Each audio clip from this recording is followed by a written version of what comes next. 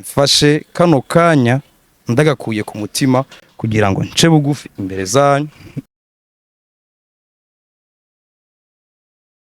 Naraburiye indero uburongozi bwa Truafa. Rero muri uyu mwanya mabatimva ati mumbabarire jewe Nolaske dutangura amufata nka grand frère ku mutumba ndamufasha ngiriki, ariko hageze igihe nja kumwitura ndamusaba amafaranga sinakimana arayanyima, nani mfise agashavu. Niyo mpamvu mwabonye menga namututse, ariko sinamututse kwa kugira ngo basi nanjye numve ko basi nawe yubabara nawe mu mutima aribwe nkuko nanje nababaye. Rero kubw'ivyo nukuri mumbabarire, nabonye ko bavyakiriye nabi, ndabasavye nukuri mumbabarire, nange mumbabarire. Mfukamye kubw'abafana ba Truafa, mfukamye ngaha kubw'abafana ba Mwamikazi, mfukamye ngaha kubw'abafana ba Fanny Lavine na Nolaske. Mfukamye ngaha ndiko ndasaba imbabazi, mumbabarire. Ubwo nasabiye imbabazi mu ruhame, Fanny Lavine wenda gusavye imbabazi incuro y'igihumbi. Nimba vy'ukuri wabitewe n'akababaro canke nimba hari ikindi kintu catumye ubikora, ariko uko wabikoze kose bigaragare ko warusha vuye, mbabarira.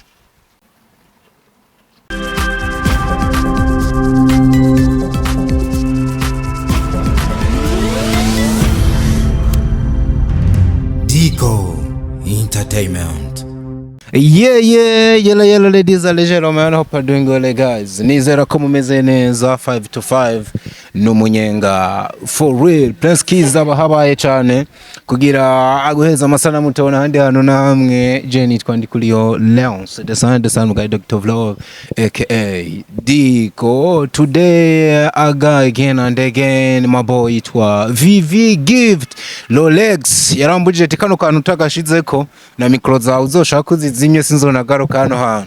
VV Gift Rolex my man niwe nakiriye, abandi bamwita Damian bitegwa of course naho bamurabiye ukamenya nakazi abari karakora. VV Gift Rolex, welcome again my brother. Akantu hereje ko niko natahuye neza, ariko VV Gift Rolex akantu hereje ko niko natahuye neza, sinzi numvuze mu Damian mu ndimi z'amahanga, ibindi byose nabitahuye mugaba ko ntako nagatahuye. Ndi murazizi kwera mu Imana yaguhezagije ku mashuri make y'ufise. Ndabarire Ndi murazizi. Before you can ushobora kuvuga igifaransa, ushobora kuvuga igiswahili neza, ukavuga n'icongereza ndakubeshe. Ururimi nshobora kuvuga no runyendi ko ndavuga, yaba hari unishoye kuvuga niko twari gukora mu kiganiro. Ariko duhindure no duhindure tuvuga iki kandi ntazi, kireze tuvuze ikimara magonze nago ntaguzi. Ubwo ndaruzi simwe bavango Jeffet wefet Jace Ways next one ndone cho next one bone Vicstone Legacy. Ndaje kuvuga amazina yanje bazumvise hama ntanje nongere nishimire kuba kwino Samirizi. Kandi nongera kuri no mbonesha kure ni murakoze. Niyo mpamvu nabwiye ko uburyo bwo mu mutwe cyangwa bw'amashuri ari kirenga. None ugarutse wahungabanye? Nahungabanye bivanye na bimwe mu bikorwa ngira ngo dushobora gukora tubikoreshejwe n'agashavu kanaka, ariko ugasanga hari abandi bantu biriko biragira nabi. Nukuri kose Jenny bwo bwa mbere ndakwakiriye utekereje nka kuno. Nari nshaka ahubwo kwanza ndagusabe imbere yuko nza kugira ma presentation n'ibindi, ubanze unkundire nawe uri kurandaba unkundire, fate kano kanya nukuri nta bujyaja burimwo nta kikirimwo, ariko muri niyo mpamvu mubona naje nambaye ivyera. Ubuherutse nari nambaye ivyirabura, ariko uyu munsi nambaye ivyera mu ntumbero zo kugira ngo umutima wanje ndawereshe. Ese Vivi kutangiye kuntera ubwoba men? Banzu be Vivinzi uratekereje cyane nturi wa wundi. Ntabwo ndiko ndagutera ubwoba, ariko niyo mpamvu nabwiye ati naje nambaye ivyera kugira ngo peut-être nisanije n'uko umutima wanje muri uyu mwanya nshaka ko umera.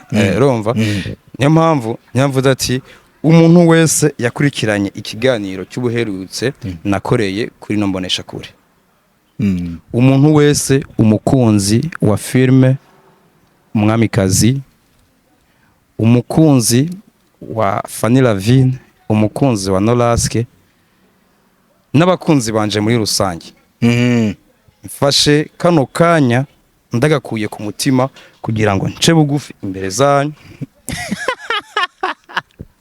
ndabasabe pardon byambayeko cyane ku byo narakoze bitabanezereza ari ukuntu bafana ikiganiro twakoranye n'uguri kuratwenga giye sinishimye. I'm sorry brother. Gihe dusanga aba journalist mwadukoresheje amakosa ntangajwe n'uburyo ufukamye kabisa. Ndumva hariho bamwe mu babonye ko menga naraburiye indero uburongozi bwa Troafa canke bamwe mu bandi bantu rero muri uyu mwanya mabatimva ati mumbabarire byarabaye ariko vraiment nubwo vyambaye ko namwe genda mukurikirane filme Umwamikazi kuva kuri episode ya mbere gushika ku ya nyuma uyu munsi tugeze kuri episode y'icenda. Jewe Nolaske dutangura ari we Yovinari ndamufata nka grand frère ku mutumba ndamufasha ndamuha ikinga ndagira iki ariko hageze igihe nja kumwitura ndamusaba amafaranga imiliyoni izi zibiri aba mu etage itsina cy'Imana arayanyima. Ariko iyo ni filme Umwamikazi kandi Nolaske ni wari Yovinari we nawe uri Damian urumva nani mfise agashavu niyo mpamvu mwabonye menga namututse ariko sinamututse kwa kugira ngo basi nanjye numve ko basi nawe yubabara nawe mu mutima aribwe nkuko nanje nababaye rero kubw'ivyo nimba navuze ibintu bitabahimbara nukuri mumbabarira. Nukuvuga ngo imiliyoni zibiri wamuguranye arazikwima vyaguteye agashavu wewe ubikura muri filme ubizana mu buzima busanzwe. Si mu buzima busanzwe kuko nanjye igihe nemo ndayivuga twe dufatiye kuri filme cyo tuvuga filme kuko yari mu buzima busanzwe sine kwivuga ngane kumusanga muhira nkamutuka urugero nabigiye abafana kugira ngo basi bumve basi nanjye banyumvira impuhwe mugabo nabonye ko abafana bavyakiriye nabi ndabasavye nukuri mumbabarira ntibagira kandi ko nabo nabivuze ko nange mumbabarira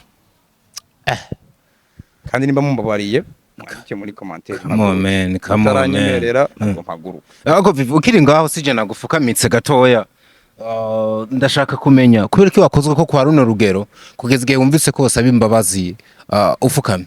Cyo ndi umuntu w'abantu kandi ndi umuntu narezwe n'abavyeyi bose mvuka ruguru iyo mvuka mu gisagara ibinyazo ko ntari kubikora ko navuka mu gisagara sometime ibintu byose bifata ibisanzwe mugabo bivanye n'ukuntu giye ruguru nashobora kuja kwiba umwembe ku giti muhira bakamfukamika canke nkaja kuvoma nkateba muhira bakangira batayo mazi yasubizeyo nakuze nzi gusaba imbabazi giyo mbonye ko umuntu amugiriye nabi canke umuntu amubabaje ndamusaba imbabazi mfukamye kubw'abafana ba Troafa mfukamye ngaha kubw'abafana ba Mwamikazi mfukamye ngaha kubw'abafana ba Fanny Lavine na Nolaske mfukamye ngaha ndiko ndasaba imbabazi yaba yari jewe ndazitanga ni kuba naziguhaye kuko nakozweko ariko kandi niyo mpamvu bahari of course nimba wumva warakozweko nkuko vyerekanye imbabazi baziguhe wa mugabo we. Nanje naravye commentaire mbona abantu ngo twahora tukubana nk'umuntu ari seriye ngo muri filme waratwigishije twiga byinshi biciye kuri wewe ngo ari kura tudesevye vivi ntubona ko hari imitima y'abantu bagira ukomeretse bari barakwizeye. Umuntu basi yanditse iyo commentaire nubwo nasabiye imbabazi mu ruhame wenda gusavye imbabazi incuro y'igihumbi nimba vy'ukuri wabitewe n'akababaro canke nimba hari ikindi kintu catumye ubikora ariko uko wabikoze kose bigaragare ko warusha vuye mbabarira.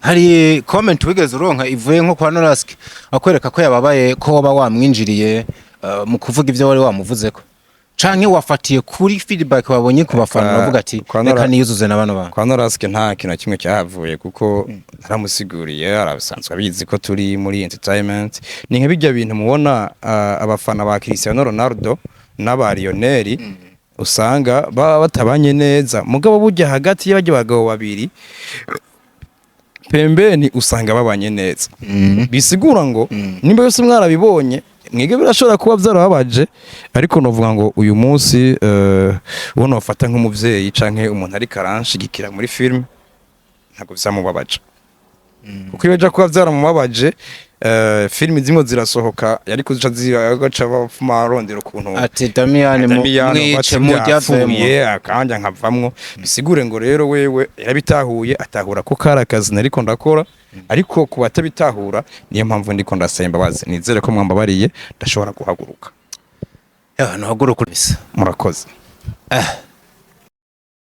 ngaho rero ni wibwira abantu nishimire ko mwambabariye rero ariko twavuye ku mavi garukube wa muvivinzi ni kagahungu kanyu Vivi Gift Rolex ndababwira ndayibutsa ngo umuntu atarashika kuri Turwa 030 mu Cibitoke ngahafungura gakwavu ragu mukeke inkoko Rolex na Chusimayai uwo igisagara ca Bujumbura sicabamo kumbe ya presentation wavuga yariyo cyo ndagukundira byose urabigira ariko kwibagirwa business nongera nsaba abantu bankurikirana abantu basanzwe bamfana nkuko mwabigaragaje mukavyerekana mu kiganiro mugende ku mbuga nsanzwe nkoresha nahone nkurikirane hariho vyinshi muzogenda muramenya Vivi Gift akora bitandukanye nabijya mubona muri filme cyangwa ubuzima busanzwe ngenda bamwe buri munsi kuko si byose dushira muri filme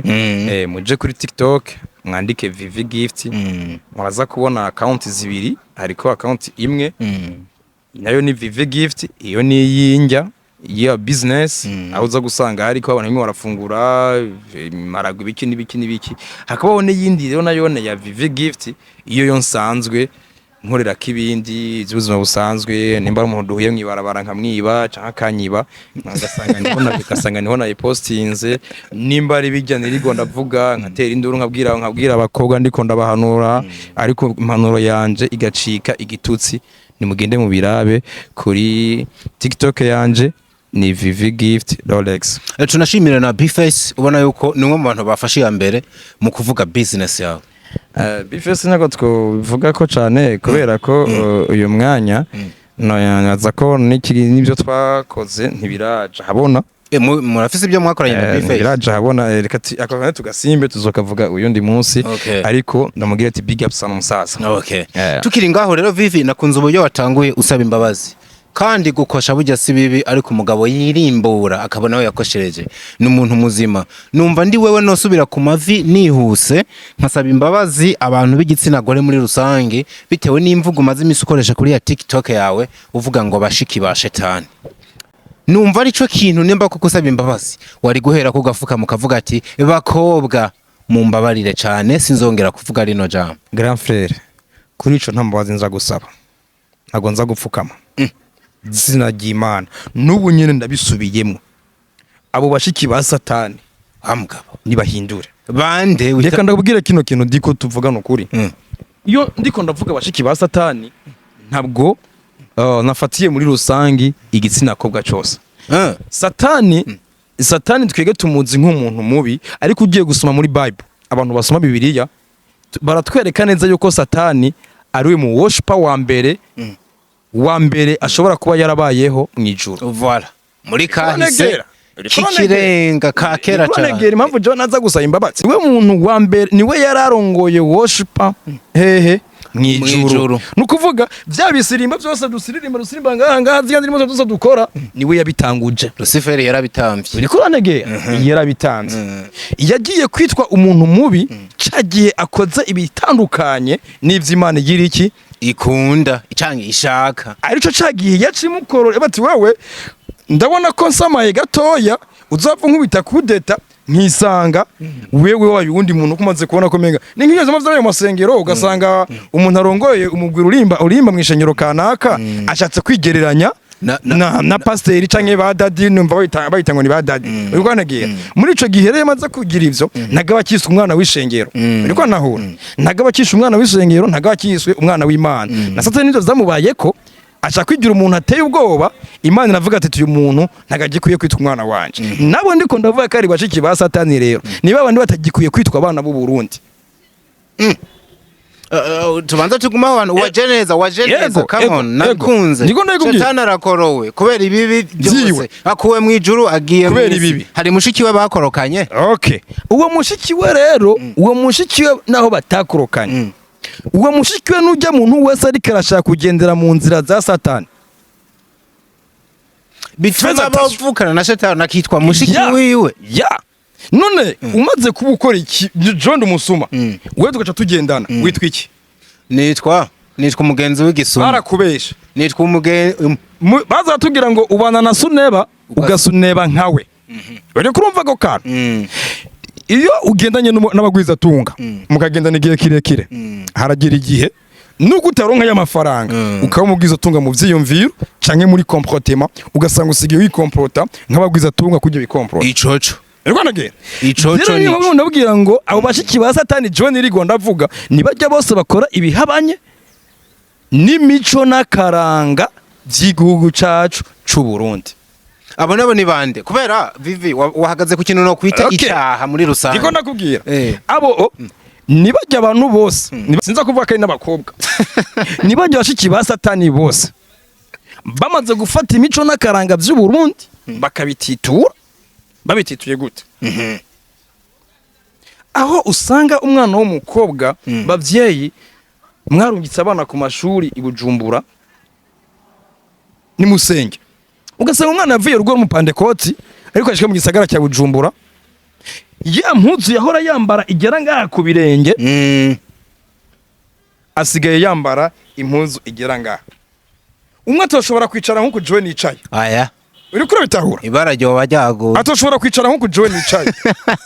Urumva diko asi impuzu zirahari zirezire ariko agace yambara impuzu n'umuhungu wanje to kwambara. Uri ko nahuraga diko ndakumva agaca yambara agapira agapira kagera ho ngaha. Ariko ibona genshi unajye kungiza nubwo kandi umuhungu ushatse no ugize nubwo bohise ukamanura ngize nubwo mugabo ugasanga yambaye akantu gafuka amabere yonyene ariko naho aha hose hari watsi. Ejo bundi wanavuze ku kintu cyitwa mugonga out. Urumva uranye uko nigera ugaca usanga aho inyuma ariko atembera mu gisagara ca Bujumbura umugongo wose uri hanze. Ese uwo muntu gabantu b'Imana nubwo mvuga mukamvuga ko ndi umuntu mubi mvuze ko ari mushiki wa Satani hari icaha nkoze niwumva ko n'uwari kirashaka kudukwegera kuko gashaka kugira ngo aduhuze na Satani kuneza. Uri kuvyumva kuneza no kunabi wewe uraza canke ntuza. Uriko ntegeye none woje kumita mushiki wa Satani ga mukuru wanje nizo canje nkasabira imbabazi. Kumbe nawe uheruka tubano bantu ntibagikwiye no kwitwa abarundi kazi byansirekewe kuri TikTok narerekanye genda muyirawe kuri Vivi Gift narerekanye umudado ku ntari yambaye nabati none nk'uyu ndemwise mushiki wa Satani aca mbwira ngo mushiki wa Satani mushiki wa Satani gute kandi yambara kikwitsa mushiki wa Satani gute kandi atamaze kwicwa n'urumogi mushiki wanje ni mushiki wa Satani gute kandi atarara mu kabare. Yamara mushiki wawe ashobora kuba adakora ivyo akaba afise ibindi bintu akora byitwa ivyaha. Banzureke iyo umusuma yivye arakubwiye ejo ko ujya mukobwa ariko agwanira umugabo na anuzenya kwa Mr. Kani bamwivye mu nzu ngo bazuma batoye inozeye kugeza uyu mwanya n'igitanda ngo niyo batarafata uwamwivye. Eske umusuma aratswe ataramufata ntare ataranagirizwa imbere y'ubutungane ntibaragera ko yitwa umusuma. Urakoze uwo mushiki wanyu uvanga akora ibintu kubera ko atarafatwa aracara umupantekote w'indero ariko bajye bamaze kubishira ku mugaragaro bana we nawe karibu. Urumva spoza hageze umukobwa urukundo ruhindura business rero navugira diko hageze umukobwa ati jewe sango nshaka urugo ni hazi kigabo ciwe twigirira kiniyera ayo mafaranga hanyuma uzobandanye gives z'abagabo nimumbwira uziko abantu mani basigaye bahari bakaja no mu media bakavuga none bakarengo kuvyara vyonye n'ibintu vyingo n'ibiki none abantu ndabishi bashiki wa Satani ga mukuru wanje ariko so ndiko ndakora nasiguye ko Satani yabaye Satani kubera ko yakoze icyaha kimukura mu ijuru cy'ubugararice ariko ntegera uyu nawe ariko arashaka kumwiyunga ko rero niyo mpamvu ndamwita mushiki wa Satani. Binasigura ngo munyumve neza nimba rero n'abahungu bakora ibihabanye n'imico n'akaranga by'igihugu cy'u Burundi ibintu wabona Satani abo se kudakunda kubavugako nuko atabombona ntabwo kunda kubavuga nuko atabombona nuko atabombona aho iruhande rwanje. Okay, dufatire kuri babashiki babashiki bacu wavuga. Je sinza kubita abashiki bashatani gusa natawe ango uri kurabivugamwe niba abantu bazimiye. Bariko baravyora imico n'akaranga by'igihugu ariko kandi bagaca ukubiri nico bibiri ivuga. Nurakoze. Reka mfate rero kumfatiye kuri abo bakobwa wagiye uravuga. Bijya bintu wavuze numvise bisa no kononekara kw'ingeso mbi kuri bo ariko kandi tuza gusanga batikorana. Ese bijya bintu byose bariko barabikora nta muhungu aba yabijemwo. Ivyo sinza izo ntubinzane ko kubera ko nta muhunga aba yabije. Reka nabwira ikintu kimwe. Cyo sisoma Bibiliya. Sisoma Bibiliya mugabo aho tumwe nyana tora ahantu. Sinzi umukobwa araho yasambanye n'uwundi muntu baca baramufata muzanira Yesu. Kira gihe umuntu amufashe yasambanye bamwicisha iki? Amabuye menga amabara byibuka vala. Ariko wibuke neza ko umugabo bari kumwe batigeze bamuzana. Bazanye umugore gusa. Yes, arababwira yarabasubije inyuma nimba vyibuka neza. Ati none uwo bakoze ibyo vyaha nawe ari he? Bisigura ko bino bintu ingaruka cyane naho ubona wewe kwisunga cyane mu kanura. Ni kuri abantu bigira ku ingaruka n'ubundi. Mwabakobwa reka basinda batiriteka. Mugabakobwa mvuze b'abakobwa bafise ubuntu bitwa barundi katsi.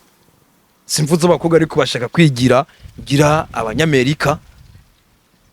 Ni kabiri na rimwe bivanye n'izintu ngo bariko barishiramwo ukisanga babana bose twita kara abakobwa ejo twozogizeho kazuzo tukarongora tugashira mu ngo wa mushiki wa satani navuga aragiye arabandukije abashizemo bya bintu. Eske ntumva kara umugwanitse nahaza ko bari karabibura ubutoro bikabise ntumva kara umugwanitse none satani so dukoresha exit akubwira ngo gohonyura umuriro wose tugende ngo ntaribi ugacugonga gaco wica umuntu we wagize iki aravyungukiyemo. Wa mukobwa nawe wa mushiki wa satani Petro aragiye atoye umukobwa hariya niko negera aragiye atoye umukobwa hariya amweretse ngo urumva ngo uracyari ruguru ngo ifata nk'umuntu wa ruguru ambara uku niko negera atangiye kumukura impuzu yari yambaye amwambitse impuzu ziwiwe kandi nzige impuzu amwambitse nizo kumukwegera hehe mu ngeso ziza gutuma nawe ahinduka mushiki wa satani akava mu bana b'u Burundi. Yesu ko umuntu kumwita mushiki wa satani nja kwisa imfukamene Yerusalemu babatse tuvugana ukuri.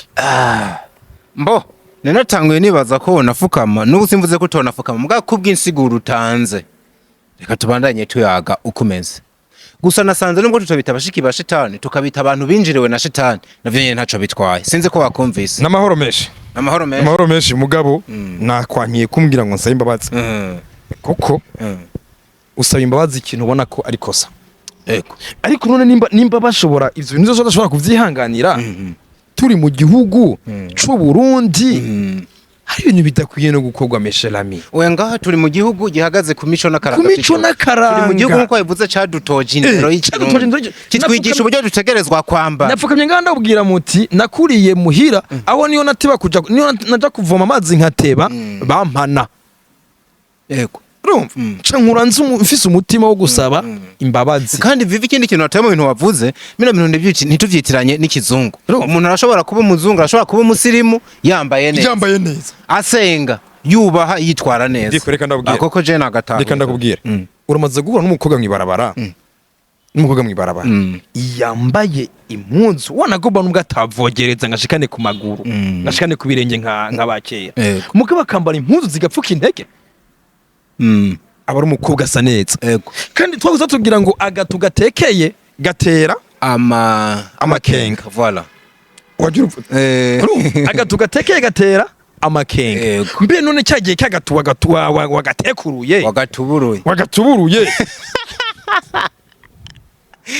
Come on man, tukiri ngaho nabonye yari post yawe last time unapostinga ushira ko abana bakobwa babiri uyitwa Keza na Nana wavuga ngo mu gihe nohura n'abana bana noca inkoni nkabakubita. Urazi impamvu noca inkoni nkabakubita? Urazi impamvu noca inkoni nkabakubita gadiko? Baraza ko bisanga muri wa mugwi ndiko ndavuga. Wabashiki ba satani. Oya Keza. Banzure cyane ubwira impamvu. Kuri Keza. Banzure nabwira impamvu. Nyambaro nimbariki. Banzure nabwira impamvu. Akobwa bari kwiza. Baje si kunyambaro. Mugabo ni haragera ko mu Burundi bwacu umukobwa aja gupropose umuhungu. Bigiye ko baragira ni nko gushaka kugira imyerekano. Iko nege ni manifestation. ibaza abakobwa babiri bagiye ku marezo sosio bakajya kugwanira umuhungu umwe ahubwo hari umukobwa menenga nabonye ngaha aha mu micungararo eko eko muri ajya abakobwa babiri ari umukobwa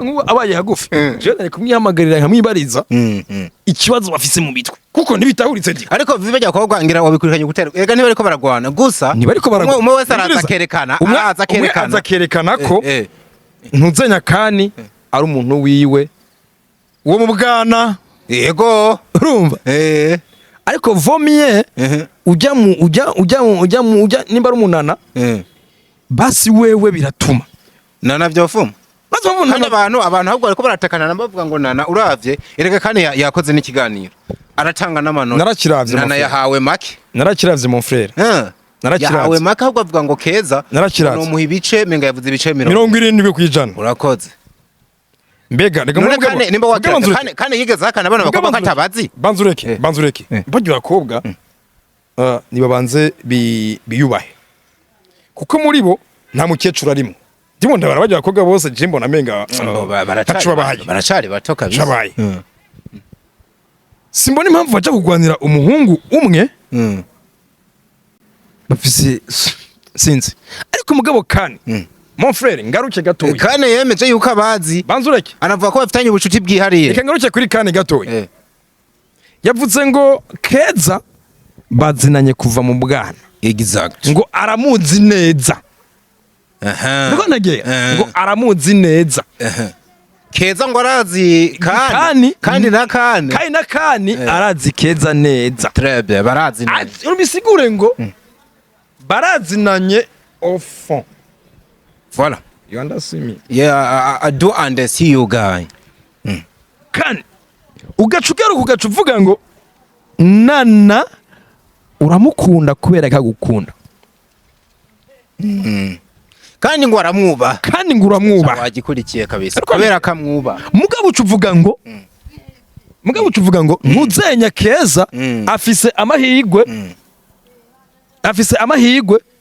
70% yo kuba yo mubera umufasha kandi ntiyemeza neza yuko ntuzenya na nana atamukunda voilà yavuze neza akamukunda bisigurega kandi ndakwinginze umfashe uze je unyishure basi ufu umunyishura inbox muri abakobwa babiri ko cagihe twemererwa na Bibiliya ko ko abakobwa indwi bazodusaba ko tubabera abagabo kitaragera wewe ushobora kumira gute ko ushaka kugera imitima y'abantu babiri kandi igihe Bibiliya itwemerera kitaragera bisigure ngo nta mahitamwo uri kuraronka we uburyo wabonye tamahitamo arimwo ahubwo hari n'abandi bantu gatoya bavuze yuko kandi ikiganiro yakoze burya ngo nta muco yigeze atanga kuko ntiyerekanye uwakunda ntiyerekanye ko kuvuga nicyo ndabwiye ngo nta mahitamwo ari kararonka kuko ntiyigeze avuga ngo jewe ntabwo mugabo feza atasiyo ndagarutse yavuze ngo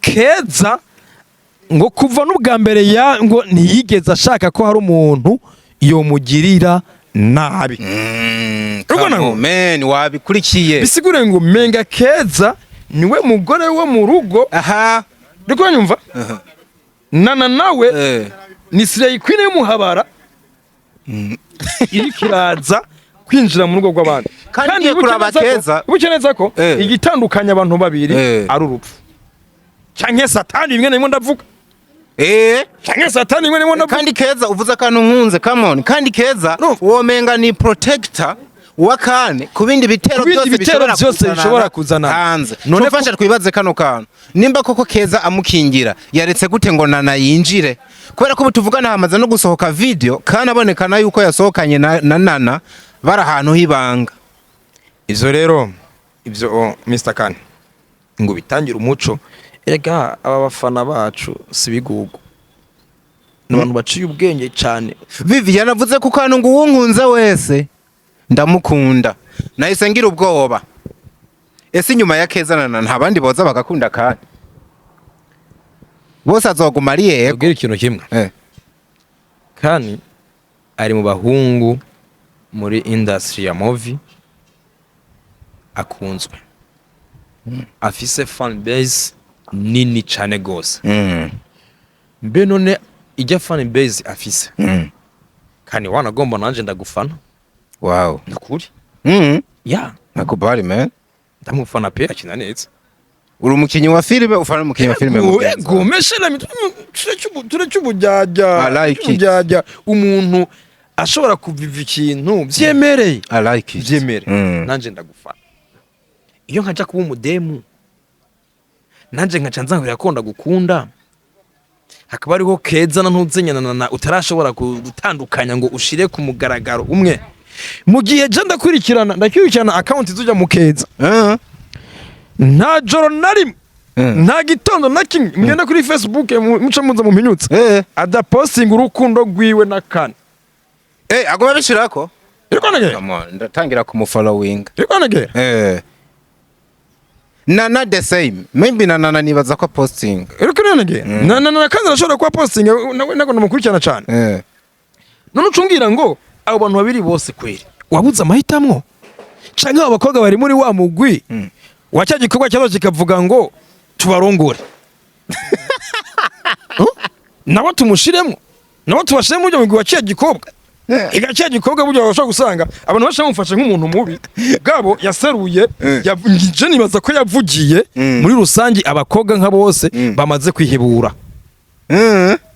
urumva bamwe baramujija yashaka murongore iki bamwe hano ikigano nabonye bamwinjiri bashatse kuvuga ko menga akora mu kabare niki baravuze ibintu ngo akora muri hotel aravuga ko bakoranye akora muri hotel ariko kujya mukobwa meshelami nkujya agenda mwishe mushiki wa satani nta cyano bankotse kubera ibaze umuntu avuga ngo uzije kuri TikTok yiwe ngo mureke ngo ndawutange ngo nigwanje mana Isaka nahira atena umuhungu wanje uribaza man Jarabivuga nivyo tubirenge sinimo ndavuga zindi ko ndavuga kandi ko ndavuga ngo bandi bakobwa babiri nabo rero peut-être bashobora ko bari muri ujya mugwi wa tubarongore ariko abana nkuko babitanga bivuga je mbona baracazigamye yandero wamye uvuga ukeneye kubona ko barundi kazi kuyizigama rero umwe muri bo hagati ya Keza na Nana ntihagira umwe avuga ati jewe kubw'agaciro mfise kuko jewe inzu wo ndiwe na mpamvu ko ngwanira umuhungu n'undi mukobwa jewe ndadugije ibiganza oya nanizi iyo utavuga ko kuduza ibiganza anacamva ngo Keza yarabivuze gusa ntigeze aduza ibiganza avuga atabwo je ndarengeye kugwanira umuntu nzi ko mfise n'umwana w'umwadolescente nka Nana uwo ni Keza gusa kumanuka ibiganza ntabwo ko yo mumureke banzureke nimba avuga ngo arengeye kugwanira umuntu azi ko afise ariko no mufise akamwita yuko nova kari nka mu best friend wiwe irwanagera kandi nikabivuga abakozi ne kuva mugana wumva wogene baje abantu bakuranye baziranye mabanga menshi ugasanga nimba Nana bambe Keza yarakora ibi nibi kandi arabizi kandi yarakora ibi nibi Keza arabizi ariko si wa muntu avuga ngo numukunzi wanje ntiyemera ko ari umukunzi wiwe avuga ngo amahigwe uvyumviritse amahigwe ashoboka 70% no yamwa ariko urumva ko Nana afite 30% wewe hesa muha senkana ntabwo nyene izo senkana zica ziva kandi hari uwo hahese butani yamuhaye senkana yavuze ngo arafite senkana meshelami none ibi bintu mwumva ari biki akira